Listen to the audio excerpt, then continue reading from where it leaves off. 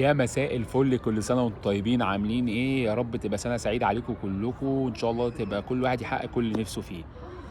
موضوع كده كان شاغل بالي، عايز اتكلم فيه معاكم، كنت بفكر فيه بقالي فترة، ويعني قلت اخد رأيكم فيه. هو الموضوع الحلقة كلها للنقاش فقط لا غير يعني.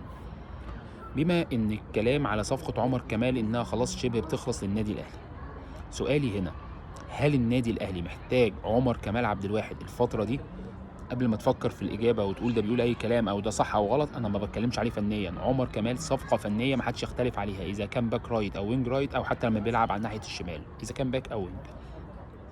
لكن إيه اللي يخليني أروح أتعاقد مع لعيب وهو ناقص 6 شهور وعقده يخلص؟ أنا بتكلم كنادي وفلوس يعني فاهم أنا بتكلم في إيه؟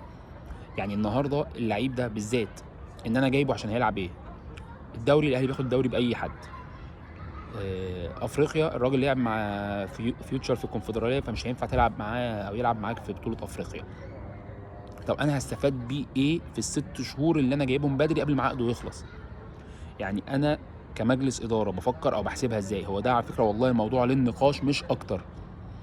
طب ما انا يعني ليه ادفع فلوس او ادي لعيبه اعاره او اخسر اي خساره معينه عشان اجيب لعيب وانا هجيبه كمان 6 شهور فري؟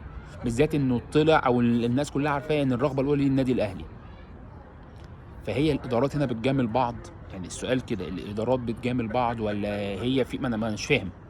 ما هو عمر كمال عبد الواحد مش هيشارك مع الاهلي غير في الكاس والدوري وبطوله افريقيا، وما اعتقدش ان هو اللعيب اللي هيعمل فرق قاتل ان انا اجيب بيه بطوله، ومش هيلعب زي ما قلت لكم افريقيا والدوري كده كده الاهلي بياخده.